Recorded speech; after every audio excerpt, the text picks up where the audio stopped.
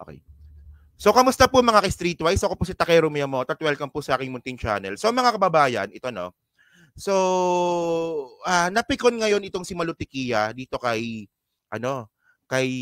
Commodore J. Tariela. Kasi tinawag po ni Commodore J. Tariela si Malutikia na makapili. So, ang pinaka naging basihan kasi dito ni Commodore J. Tariela is yung tungkol sa pag-interview niya nga po sa Global Times. Na alam naman po natin na itong Global Times po ito po ay mouthpiece ng China at sila po ay parte ng Propaganda Council ng CCP, China Communist Party. Okay. So ngayon, itong nirereklamo ngayon ni Malutiki, actually mga kababayan, nagtataka talaga ako, no? Paano naging political strategist itong si Malutikia? Bobe. ang alam ko kasi sa political strategist is kaya nga strategist eh. 'Di ba gagawa ka ng strategy sa politika? Yun nga lang mga kababayan, hindi ko po talaga nakikitaan ng strategy itong si Malutikia. Okay? So ngayon, ito ngayon ang nirereklamo ngayon ni Malutikia, no? So sabi dito, no? Minsan lang daw siya magsalita. Anong minsan magsalita? Araw-araw ko nga nagsasalita. Teka lang, lakihan natin tong kaingotan ni Malutikia, no? So sabi ni Malutikia, minsan lang ako nagsalita diyan sa mamang nakaputi at tahasang nambabastos at animoy, siya lamang ang marunong magmahal sa Pilipinas. Parang siya lamang ang nagmamahal, sabi niya. Minsan kailangan mo ilagay sa pwesto at itama. Hindi ako nagsimula ng pambabastos at ad hominem, binalik ko lang sa kanya ang kagawian niya at ugali niya. Sino siya taxes ko kasama sa sweldo niya. Kita niyo si Malutikia, no? Ngayon, ang reklamo ni Malutikia, yung pinapasweldo daw po kay Commodore J. Tariela ay taxes niya daw po. Actually, taxes po nating lahat yon. Ganito ba yung political strategist? Ginagawang monopoly eh. Ginagawa niyang monopoly yung binabayad po natin sa ating armed forces at kahit po sa Philippine Coast Guard, ginagawa niyang monopoly. Yung pagbabayad ng tax, lahat po tayo nagbabayad ng tax. Maliit man yan o malaki, lahat po tayo nagbabayad ng tax.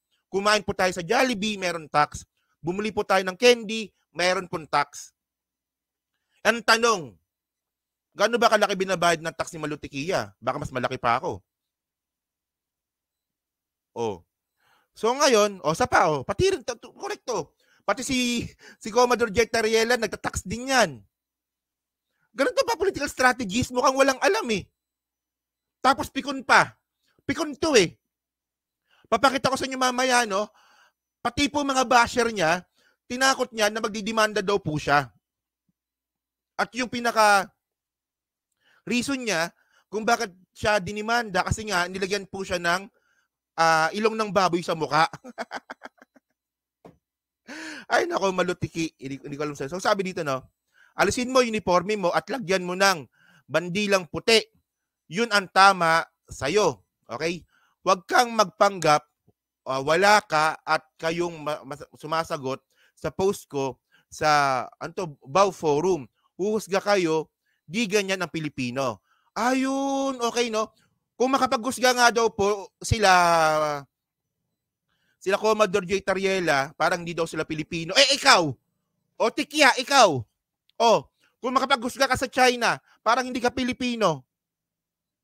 Pro-China ka, di ba? O kung makapaghusga ka sa ginagawa pong pulisiya ni PBBM sa West Philippine Sea, parang hindi ka Pilipino. Kung meron man dapat na magbabanggit nun, dapat kami yon. Tigas ng mukha talaga, no? Yan bakit demanda mo na naman ako ha? O opinion ko yon, ang tigas ng mukha mo. Kasi ito sabi ni Vazzy eh. Ang tigas ng mukha mo. And then tuloy natin. Sabi pa dito. Okay. Bawal ako magpa-interview sa Chinese media. Bakit? Dahil mali ayon kay bubusalan nyo ako. Do you define me at all? Okay. Hindi naman sa binubusalan ka eh. Bakit pinagbawalan ka? Pinagbawalan ka ba? Ang tanong doon, pinagbawalan ka ba ni Jay Tariela? Hindi ka naman pinagbawalan na. Ang sabi ni Jay Tariela sa'yo, makapili ka. Makapili. So, pwede ka magsalita, pabor sa China, pero pwede ka may magbigay ng opinion na makapili ka. Ikaw gagawa ng interview, pagkatapos kapag nabatikos ka, magrereklamo ka. Ganyan ba political strategies? Mukhang walang alam eh. Parang ganun mga kababayan eh. Parang ganun eh. Gagawa ka ng isang bagay, tapos kapag nabatikos ka, magrereklamo ka. Opinion namin. Nag-agree ako kay Jay Tariela na makapili ka. Anong klaseng political strategies to? Saan mag-graduate to? Hindi nga, di ba? Nagats yung mga kababayan. Di ba? Ay, ewan ko ba, no? So, continue pa natin, sabi pa dito. At yung mga bumabanat sa akin dito sa X, sa Twitter, dahil sinagot ko siya ng uri ng pambabastos niya, maunak kayo sa Batanes, Cagayan, Ilocos at Zambales upang harapin ang manunupil na sandata ng putukan. Okay. Patuloy kong ipaglalaban ang non-violence. Di gera, di tulad niya, kayong di ko kilalan ang nag-uusga sa akin dahil wala akong ginagawa na pagkitil sa bayan ko. Ito yung sinasabi ko mga kababayan. Sila yung gagawa ng narrative ng putukan, pagkatapos sila din yung matatakot. Una sa lahat mga streetwise, wala pong sinasabi si PBBM na magkakaputukan. Ang ginagawa po natin mga kababayan dito, dumidepensa lang po tayo sa soberenya natin. Anong klase political strategies to? Malamang lugi na to. Malamang wala na kumukuwang political strategies dito kasi mga kababayan, kunwari kung ako, politiko ako, hindi ko kukunin hindi ko to kukunin political strategist eh. Kasi ang boba eh. Wala namang putukan na may sabi ah. O ngayon, ang sinasabi ngayon ni Malutikya, pambabastos daw po yung ginawa ni Commodore Jay Tariela. So pupuntahan po natin yung post ni Jay Tariela mamaya kung ito ba ay pambabastos. And then husgahan po natin kung pambabastos ba yon or isang criticism lamang. 'Di ba? So continue natin. Sabi pa dito no. Teka, ayusin natin para mabasa natin no. Yan. Okay. So sabi dito, non-aligned strategic autonomy, approach and non-violence are the needed paths. Strengthening our domestic economy and defense posture are needed to have a level playing field in negotiations in the multipolar world. If you don't get that, fine. We agree to disagree. Salamat. O, ayun naman pala eh. We agree to disagree, pero hindi ka namin binabastos. Di ba? Pa-victim eh. Pa-victim kasi si Malutikya eh. Oh, so ngayon, ang sabi ni Malutikya, ang gusto niya raw po, negotiations. Oh. Di ba 6 na taon na po tayong nakikipagnegosasyon sa China, 7 taon pa nga eh. Di ba yung 6 na taon ni Digong, wala tayong ibang ginawa, kundi puro negotiation. And then yung unang taon po ni PBBM, negotiation din po yung nangyari. So ibig sabihin nun, 7 taon po tayong nakikipag-negotiate sa China. So ano nangyari? Ano nangyari? Wala nangyari. Wala, di ba? Oh, parang utak ng Malutikya, wala. So ngayon mga kababayan, ito ngayon ang post na nirereklamo ngayon ni Malutikya. Kasi ako naniniwala naman kasi talaga ako na para kay Jay Tariela to eh. Oh. So ito yung post ni Jay Tariela sa Twitter. Okay. So sabi ni Jay Tariela dito, okay, these are Filipinos and they are participating in interview or receiving coverage from a media outlet affiliated with Chinese government. It is worth inquiring why China would allow them to be featured by their propaganda arm before buying their arguments. Obviously, their views definitely align with China's false narrative and misinformation about West Philippine Sea. O ayan, di ba ang linaw naman ang sinabi eh. So anong pambabastos dito? So ang tanong lang naman ni Jay Tariela, bakit kayo yung kinakausap ng China? At bakit pumayag din kayo magpa-interview sa propaganda council po ng China? Kasi nga po yung Global Times, mga kababayan, mouthpiece po ng China yon. Pakita ko sa inyo mamaya. Siyempre may ebidensya tayo dito. So sabi ni Jay Tariela, continue natin, no? Their claim that the tension in the West Philippine Sea is caused by the United States is a red herring fallacy. Okay. They are attempting to divert attention away from the fact that the escalation actually caused by the People's Republic of China, not the Americans. Totoo naman. Isipin niyo mga kababayan, di ba? Napaka-professional po nung sinabi po ni Commodore J. Tariela. So anong pambabastos dito? May nakita ba kayong pambabastos dito? Wala naman, di ba? Ako wala. So far, wala. And then sabi pa dito, no? It is important for us to remember that in the previous administration, yan na si Digong, there was a deliberate decision to distance ourselves from the US, even the extent of not conducting balikatan exercises during his presidency. Okay, so ito totoo to kasi nanakot si Digong noon na ang balikatan exercises daw po ay ititigil. Actually hindi niya na nga in-improve, gusto niya pang ipatigil. Okay? So despite efforts to establish closer ties with Xi Jinping, China has continued to harass Filipino fishermen, create difficulties in our resupply operations, and unlawfully encroach upon our EEZ. Now the question arises, are the Americans truly responsible for China's escalation of the tension? Ayan, di ba? So, kung babalikan po natin yung post ni Malutikia para sa kanya, ginamit niya yung word na pambabastos. Sabi yung sinasabi niya pambabastos dito, di ba? Sinabi niya kanina yun eh. Pambabastos daw po yun eh. So, wala naman pambabastos dun ah. Wala naman ah. At saka mga kababayan, hindi ka naman binubusalan. Hindi naman kasi binubusalan ng karapatan si Malutikia na magsalita. Well, para sa akin, makapili ka. At base din po sa post yan po ni Jay Tariela, lumalabas dito na makapili ka. So mga kababayan, diyan nga po sa post na ni Malutikia, ang hindi nagustuhan ni Jay Tariela pala. Diyan nga po sa post nga po ni Jay Tariela, ang hindi kasi nagustuhan dito ni Malutikia, andun kasi yung mukha niya. Ayan no, andito. Global Times yan no. So ang share nga po ni Jay Tariela, 4 sila. So unang-una si Digong. So na-content na po natin yung interview nga po ni Digong sa Global Times. Napanood na natin yan eh. Tapos, yung pangalawa si Harry Roque. Diba? Mga makapili talaga. Tapos, sino ba to? Si Ado ba to? Si Ado ba to? Hindi ko to kilala kung sino to. Sino ba yan?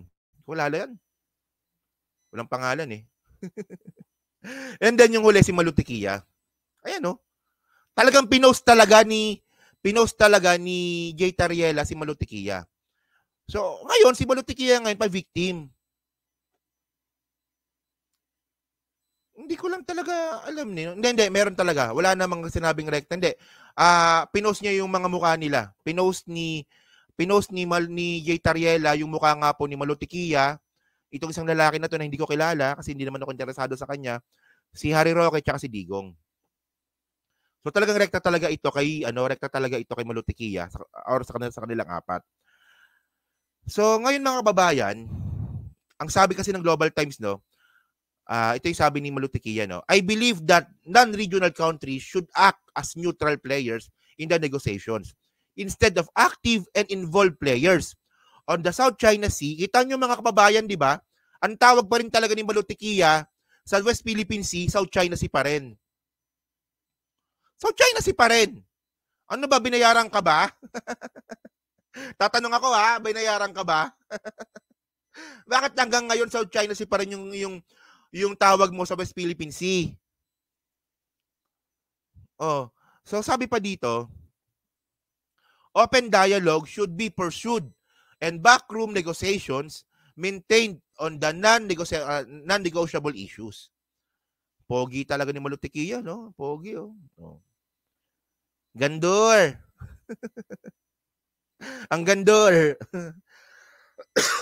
So mga kababayan kasi, ang punto natin dito, tandaan natin na ang media outlet po, kung saan nga po nakipag-interview itong sila Malutikia, ay ito nga pong Global Times. So Global Times, So, Global Times, si Harry Roque Global Times din. 'Di ba? Global Times, 'di ba? Itong Global Times naman kukuha na lang ng picture ni Digong, ang pangit pa. Bakit naman ganyan yung pinili ninyong picture kay Digong? 'Di ba? So ngayon mga kababayan, kung titingnan po natin yung profile nga po ng Global Times, ito 'yon, 'di ba? Global Times, okay? 'Di ba? Is a daily tabloid newspaper under auspices of the Chinese Communist Party's flagship newspaper, the People's Daily, commenting on the international issues from Chinese nationalistic perspective. The publication, sometimes called China's Fox News, for its propaganda and the monetization of nationalism. So tandaan natin mga kababayan, ito na content ko na to na yung China po, meron po silang propaganda council. And then yung propaganda council po na yan, lahat po ng media sa China ay under po ng China Propaganda Council. At kasama po dito yung Global Times. So ang tanong dito mga kababayan, bakit nagpa-interview si Malotikia sa China Propaganda Council? Ayun ang punto natin dito. And then, ang pinakita pa nilang narrative pa talaga ng China.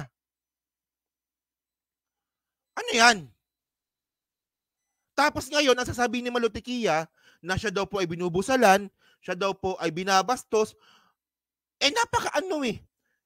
napaka-professional po ng ng post ni Jay Tariele. Walang halong ad hominem, walang halong panggigipit, kundi purong criticism. Ayan kasi ang problema kay Malotikia, masyadong pikon. Mga kababayan, huwag niyo pong bibiruin si Malotikia kasi po pikon po yan. Kasi mga ka-streetwise, ito pakita ko sa inyo. Okay? So, tingnan nyo Diyos ko talaga, natatangahan talaga ako, no? So, naalala nyo yung deepfake? Naalala nyo yun mga kababayan? Yung deepfake? Yung meron pong lumabas po na audio ni PBBM na makikipagputukan na raw po tayo sa China. 'Di ba yung YouTube account po na yon ay sinarado na. Nasarado na po yung YouTube account noon. So meron pong sa hindi lang po nakakaalam, nag-viral kasi yun Meron po kasing kumakalat po na video na deepfake. At ang meron lumabas doon na boses na si PBBM ay nagsabi na makikipagputukan daw po tayo sa China. So ngayon, ang sabi ni Malotikia dito, has somebody seen or heard the so-called PBBM audio deepfake reported by some as video? Are Filipinos that stupid as to believe that there is one and yet no one has seen? Ayan mga kababayan, heard, shared. Check your timeline and check who started the news on it. By now, if there is one, it should have been trending in platforms. Hindi mo ba alam, naglabas ka ng ganyang klaseng statement, hindi mo pala alam yung tungkol sa deepfake. Ayan Kayo ba, napanood nyo ba yung deepfake? Ako napanood ko, ewan ko lang sa inyo, pero nag-trending po yun mga kababayan. Nabalita po yan sa News 5. And then yung YouTube channel po na yun ay sinarado na nga po ng DICT. Pero ngayon, ang pinapalabas ni Malotikia, na wala, hindi totoo yan. Hindi porket na hindi mo napanood, ibig sabihin nun, hindi na totoo. Baka hindi mo lang talaga napanood. Anong klaseng political strategies ito na walang alam? Wala kang alam. Yan baka demanda mo ako baka sabihin mo binabastos kita. Wala kang alam. Anong klase to? Hindi nga mga kababayan, nakakainis po kasi na isang self-proclaim, grabe naman self-proclaim, hindi naman, kasi titulado yan Pero self-proclaim na political strategies at may-ari pa ng Publicus Asia, hindi alam yung deepfake, pagkatapos nagbigay siya ng statement. Hindi kaya mas maganda siguro, bago ka naglabas ng statement, dapat siguro mas maganda, nagtanong ka muna. Nagtanong ka muna sa mga ibang tao na kayo ba, napanood nyo ba to? Kasi hindi ko talaga alam to.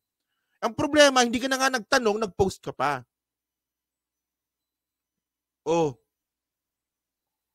Ay, pasensya na, medyo Nadadala po tayo ng emosyon, no? Kasi medyo naiingotan po talaga ako ng konti. 'Di ba? Medyo naiingotan po kasi ako ng konti. So pinapalabas mo na, ayun nga po sinasabi ko eh. Hindi porket na hindi mo napanood, hindi ibig sabihin nun na hindi totoo. Hindi mo lang talaga napanood. So wala kang alam. Oh. So sunod pa dito, ito pa oh.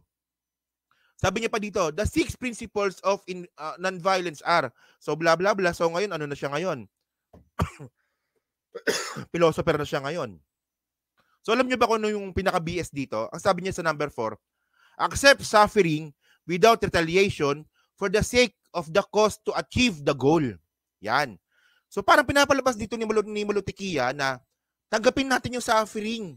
Tanggapin natin yung paghihirap galing sa China. Pero ang ending naman kasi niya, ang ending naman kasi niyan, makukuha natin yung pinaka-goal natin.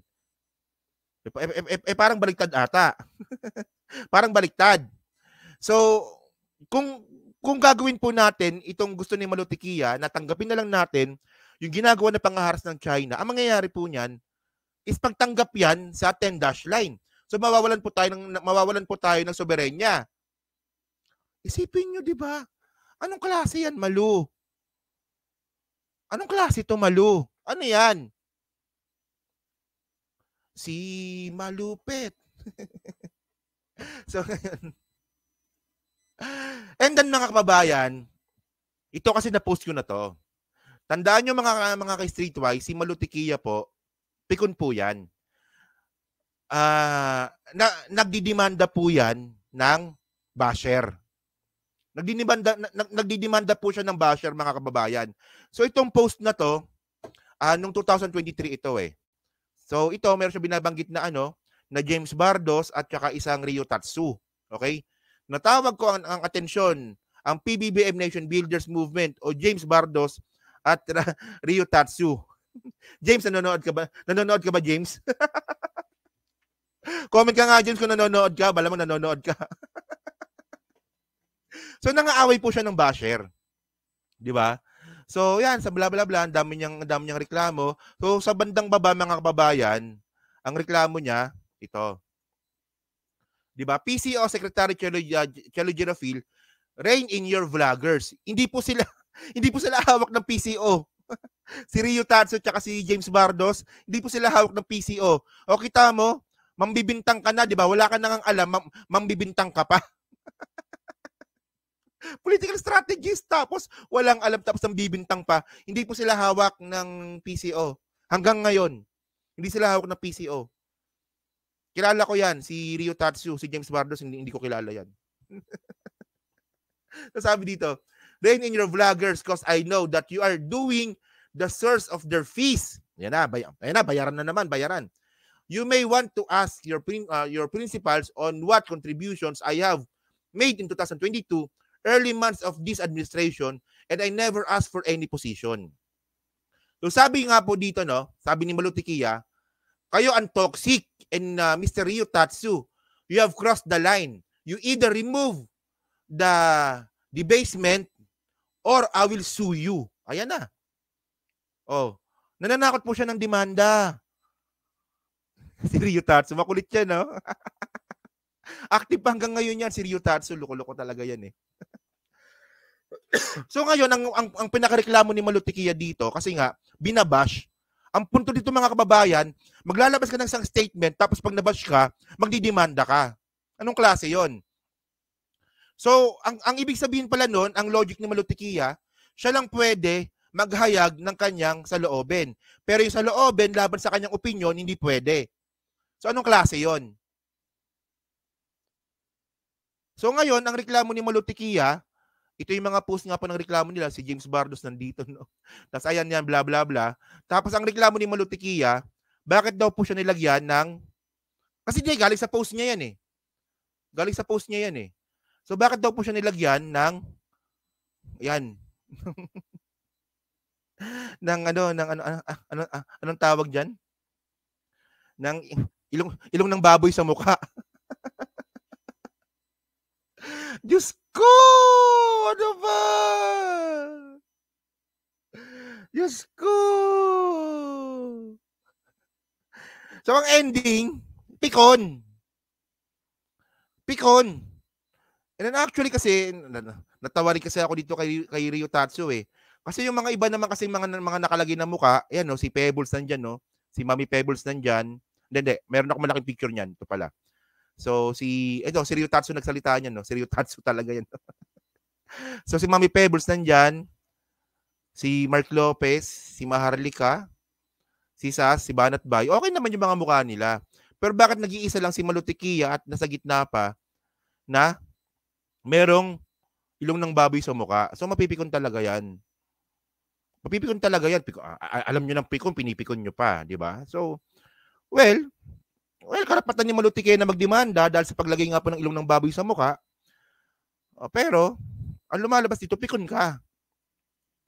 So, hindi ibig sabihin kasi nun mga kababayan, no, ang pinapalabas kasi ni Malutikia dito, na siya lang pwede magsalita, siya lang pwede magbatikos, siya lang yung pwedeng magbigay ng saloobin. Pero yung mga saloobin na binibigay niya, kapag kinontra mo, tatawagin kang pambabastos, di ba? Panggigipit, at pang sisikil ng opinyon. So parang mali ata. Pig's note pala, pig's note. Thank you, pig's note. Salamat, Alan, no? Di ba nakuha niyo mga kababayan, no? Parang ang pinapalabas ni Malutikia dito, meron siyang monopoly ng freedom of expression. Parang ganun eh. Hindi ko talaga alam, no? Paano ka naging political strategist kung itong mga bagay lang na to, nagalawan sa social media, hindi mo maintindihan. Siguro Malutikia, no, ito base lang sa aking obserbasyon, pwede kang lumabas sa pwede kang lumabas sa shell. Kasi nakakulong ka sa nakakulong ka sa, tawag dito, kung saan ka, sa comfort zone. Nakakulong ka sa comfort zone mo, kailangan mo lumabas. Labas-labas din pag may time. Medyo makaluma kasi yung style mo eh. So, nag-iba na po yung panahon. So, labas-labas din pag may time. So, natural mga kababayan na kapag ikaw ay nagsalita at syempre naka-public yan at merong hindi nag-agree sa'yo, tanggapin mo yon. Tanggapin mo yon. Hindi yung mananakot ka ng demanda. Kasi nasa free country po tayo. So hindi ibig sabihin na nasa free country tayo, ikaw lang yung merong karapatan. Lahat po tayo may karapatan. Huwag mong solohin. 'Di ba? Ewan ko lang, malamang pikon naman talaga 'to. Malamang di niya maintindihan, malamang sabihin lang niya ni Malutikia, no? Baka sabihin lang ni Malutikia, "Ayan, yung takero na yan, hindi ko naman kilala yan." Sino ba yan? Sino ba yung takero na yan? Bakit nag-a-advise sa akin? Well, sa iyo yan. Di ba? Hindi. Paano ba mukha nun? Yan. Yung takero na yan? Sino ba yan? Hindi ko nga kilala yan. So yan mga kababayan, no? So dyan po sa 1,200 po nanonood.